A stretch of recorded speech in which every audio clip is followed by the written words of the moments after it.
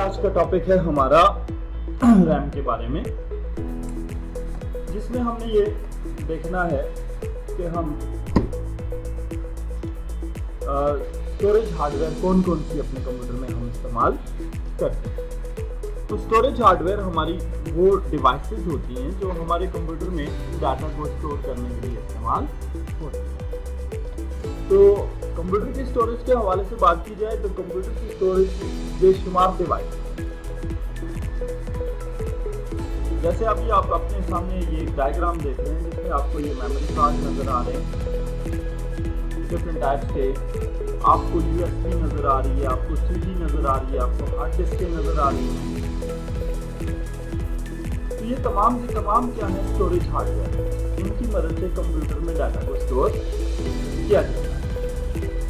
आप data storage के हवाले से बात करें तो हम कंप्यूटर की डाटा स्टोरेज को दो बड़ी कैटेगरीज में डिवाइड करें। कैटेगरीज और भी हैं, वो भी आगे करेंगे। दो बड़ी कैटेगरीज में सबसे पहले है primary storage devices. Primary storage devices वो होती हैं जो आपके कंप्यूटर में टेम्पररी तौर पर, वक्ती तौर पर डाटा को सेव करेगी, जिनका डाटा परमानेंट स्टोर ना हो, उन्हें आप कहते हैं ये क्या है, प्राइमरी स्टोरेज डिवाइस।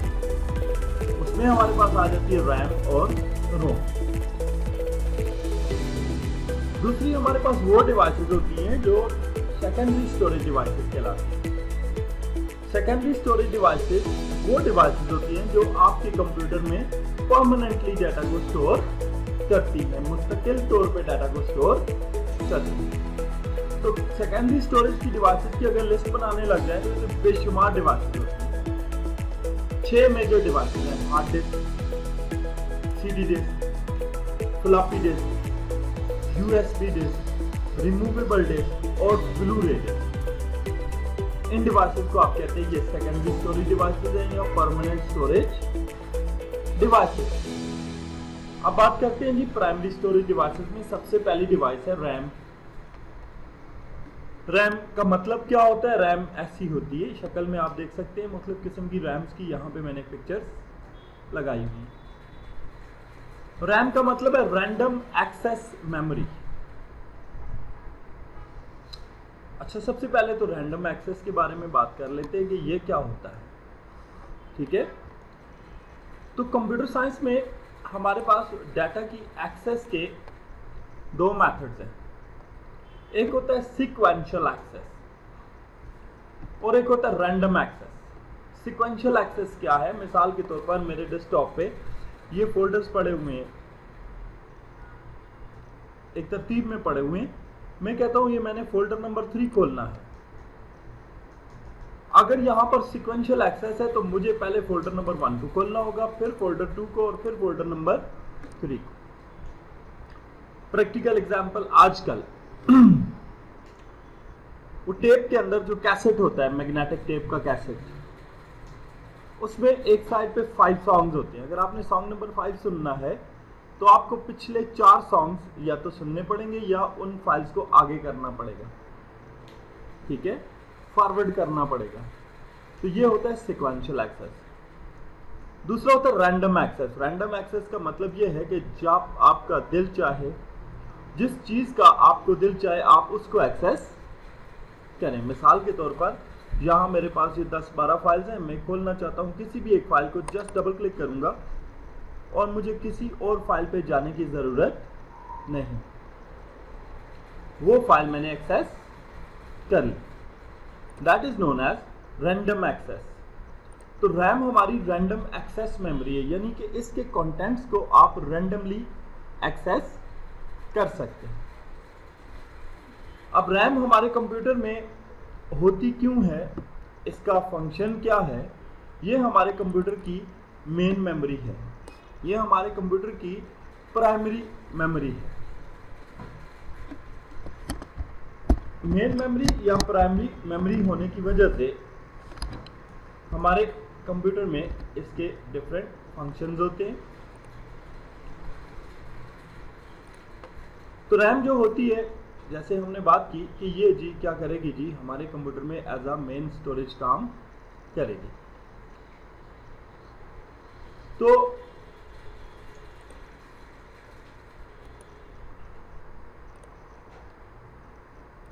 एक डायग्राम है, ये इसके फंक्शन को थोड़ा सा एलैबोरेट कर रही है, देखते हैं इससे ये एलैबोरेट कर रही है या नहीं कर रही है।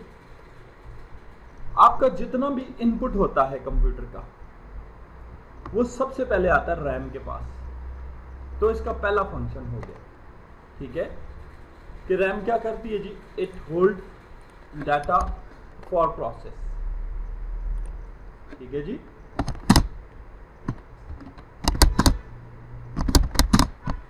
कंप्यूटर में प्रोसेस के लिए आने वाला डाटा सबसे पहले कहां पे स्टोर होगा, रैम में। क्यों? सीपीयू के बारे में कल हमने बात की कि ये तो प्रोसेसिंग डिवाइस तो सीपीयू है, तो रैम क्यों लेती है डाटा आगे रास्ते में, ठीक है, because CPU is a busy machine, ठीक है। जब जैसे अभी आपका कंप्यूटर कुछ नहीं कर रहा है, ये आइडल हालत में है, इस हालत में भी आपके प्रोसेसर में 10,000 प्रोसेस चल रहे हैं जो आपके कंप्यूटर को यहां मेंटेन रखे हुए हैं।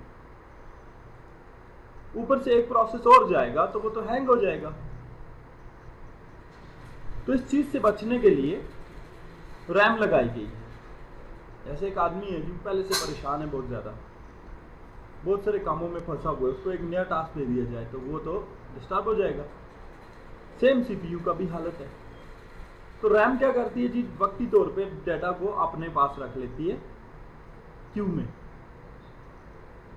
जब सीपीयू फारग होता है तो ये डाटा रैम सबसे पहले प्रोसेसर को देगी प्रोसेस करने के लिए। प्रोसेसर के पास प्रोसेस होकर डाटा जाएगा तो वापस भी सीपीयू क्या करेगा, डाटा रैम को देगा। यानी कि प्रोसेस के बाद आने वाला डाटा भी किसके पास है, रैम के पास है। अब हमने इनपुट दिया, इनपुट प्रोसेस हुआ, तो हमें सबसे पहले डिस्प्ले देखना है, रिजल्ट देखना है उसका स्क्रीन के ऊपर, ठीक है। तो अब डाटा प्रोसेस होकर आएगा तो उसको डिस्प्ले डाटा टू आउटपुट। आपकी आउटपुट पे डिस्प्ले करवाना भी किसका काम है, रैम का काम है। अब जैसे ये मैंने फाइल लिख दी, अभी इसका नाम लिखा हुआ है document1, अगर मेरा लैपटॉप बंद हो जाता है तो ये फाइल ज़ाया हो जाएगी। क्यों? कि ये रैम पे पड़ी हुई है, अभी मैंने इसे स्टोर नहीं किया। तो रैम का ही काम है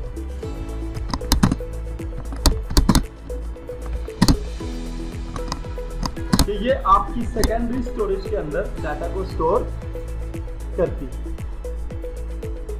अब इन चार फीचर्स को अगर देखा जाए कि प्रोसेस के लिए आने वाला डाटा रैम के पास, प्रोसेस होकर डाटा वापस भी किसको मिलेगा, रैम को, उसका आउटपुट भी डिस्प्ले करेगी रैम, और उसको सेकेंडरी स्टोरेज में भी डालेगी रैम। जैसे मैं यहां से फाइल में जाके इस फाइल को सेव करता हूं, तो मैं इसको अपने कंप्यूटर में किसी एक लोकेशन पे स्टोर करवाऊंगा। ये मैं डी ड्राइव में स्टोर कर रहा हूं, जहां पे एक फोल्डर बनाया हुआ है, ये मेरी हार्ड डिस्क में स्टोर हुआ। अब इसका नाम document1 नहीं, स्टोरेज हार्डवेयर है। तो अब ये हार्ड डिस्क पर गया है। अच्छा, तो इन चार फंक्शंस को जरा माइंड में रखें। इनको माइंड में रखते हुए क्या ख्याल होता है आपका कि अगर आपके कंप्यूटर की रैम खराब हो जाए तो इसे क्या होगा? सबसे पहले क्या फॉल्ट आएगा इसमें? जी कौन बताएगा? डेटा होल्ड नहीं होगा। नहीं, वो तो बात की बात है। हाँ जी, एनीवन एल्स? देखिए, इसका काम एक डिस्प्ले देना है, स्क्रीन डिस्प्ले देना। जब रैम खराब होगी तो डिस्प्ले ही नहीं आएगा, ठीक है। और फिजिकली जब रैम खराब होती है कंप्यूटर की, तो हम कंप्यूटर को ऑन करते हैं तो कंप्यूटर बीप का साउंड देता है, टू टू की आवाज आती है कंप्यूटर के अंदर से, और डिस्प्ले कुछ भी नहीं हो। इसका मतलब है कि हमारी रैम खराब हो गई। ठीक है, तो मेन फंक्शन ही इसका डिस्प्ले है। कंप्यूटर डिस्प्ले नहीं देगा तो कहां जाएगा। अगली बात, रैम वोलाटाइल मेमोरी है। वोलाटाइल होने का मतलब क्या है कि ये वोल्टेज डिपेंडेंट मेमोरी है। वोल्टेज डिपेंडेंट मेमोरी है, यानी कि अगर बिजली का करंट बंद कर दिया जाए तो रैम के ऊपर जो डेटा है वो सारे का सारा लॉस हो जाएगा। ठीक है, तो इस पर उस वक्त तक डेटा रहता है जब तक इसको करंट मिलता है, अदरवाइज इसका डेटा लॉस हो जाता है। जैसे थोड़ी देर पहले मेरी फाइल सेव नहीं थी तो मैंने कहा अगर मैं इसे सेव नहीं करूंगा तो लैपटॉप बंद होने पे ये क्या हो जाएगी, लॉस हो जाएगी। तो उसकी वजह ये है कि रैम क्या होती है, वोलेटाइल मेमोरी होती है। ठीक है, अब कंप्यूटर में हम कितनी किस्म की रैमें इस्तेमाल करते हैं, वैसे ब्रीफली तो मैं इसके बारे में बात करूंगा हार्डवेयर के अंदर। यहां पे मैं सिर्फ मेजर डिस्कस करता हूं। हमारे पास कंप्यूटर में रैम की 3 टाइपें हैं। ठीक है, कौन कौन सी 3 टाइपें हैं? हमारे पास होती है सिम रैम, डिम रैम और DDR RAM. SIM, dim and DDR. SIM का मतलब होता है स्टैंडर्ड इनलाइन मेमोरी मॉड्यूल। आपके सामने सिम की शक्ल है। सिम रैम अर्ली पीसीज में इस्तेमाल हुई है, पेंटियम 1 में, 486 कंप्यूटर में। बहुत शुरू के ये कंप्यूटर हुआ करते थे जिनमें हम सिम रैम्स इस्तेमाल करते थे। ये छोटे साइज की 72 पिन्स की रैम होती है। इसकी कैपेसिटी क्या थी जी, 1 MB, 2 MB, 4 MB, 8 MB या 16 MB। आजकल हम इस्तेमाल करते हैं जीबीज की रैम। जैसे आप मेरे लैपटॉप में देखें तो 16 GB रैम लगी हुई है। तो वहां पे MB तो कुछ भी नहीं है, 1 GB 1000 MB का होता है। तो रैम हमारे पास, सिम जो है आजकल की कंप्यूटिंग में इस्तेमाल नहीं होती। उसके बाद स्टैटिक रैम आ गई, इसको आप डिम रैम भी कहते हैं। ठीक है, इसको आप डायनामिक रैम भी कहते हैं। ये बड़े साइज की रैम होती है। इसकी सर्किट पे ये 2 कट्स हैं, 128 पिन्स होती हैं ये इसके यहाँ नीचे सर्किट की।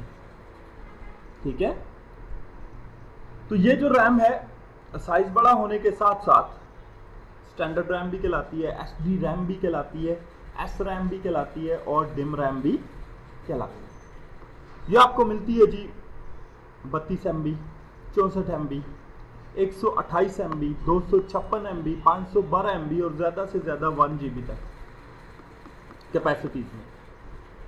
तो ये जो रैम है पेंटियम 1, 2, 3 और 4 तक इस्तेमाल की गई।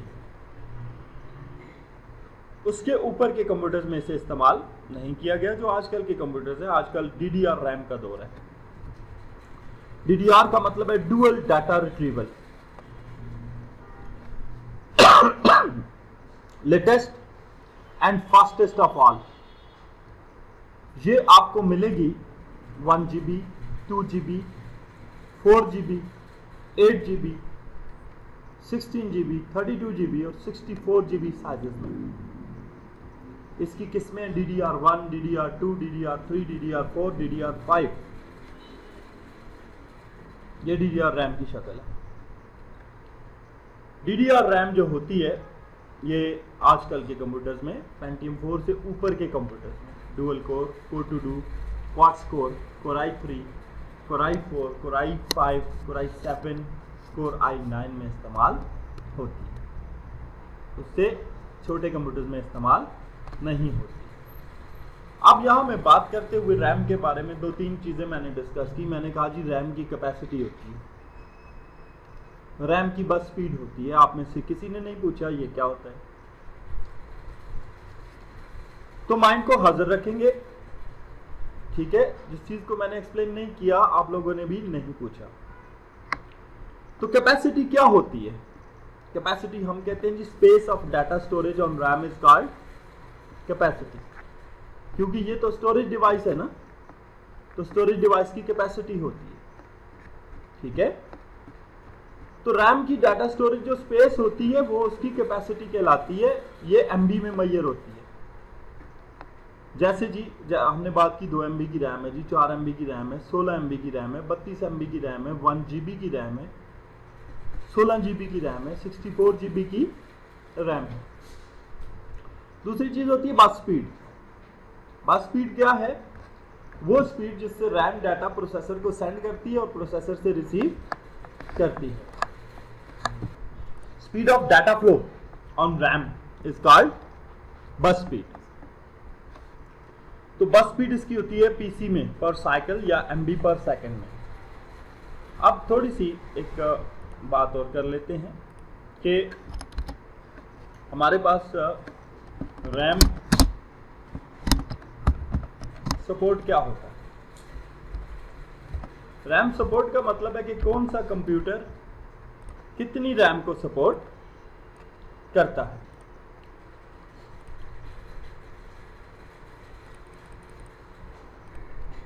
तो इस हवाले से हम जो चीज देखते हैं, हम देखते हैं पीसी कौन सा है, कैपेसिटी क्या है और बस स्पीड क्या है। मिसाल के तौर पर पेंटियम 1, 2, 3, 4 हायर। ठीक है, यहाँ पे आप दे दें पीसी, यहाँ पे आप दे दें कैपेसिटी, यहाँ पे आप दे दें बस स्पीड।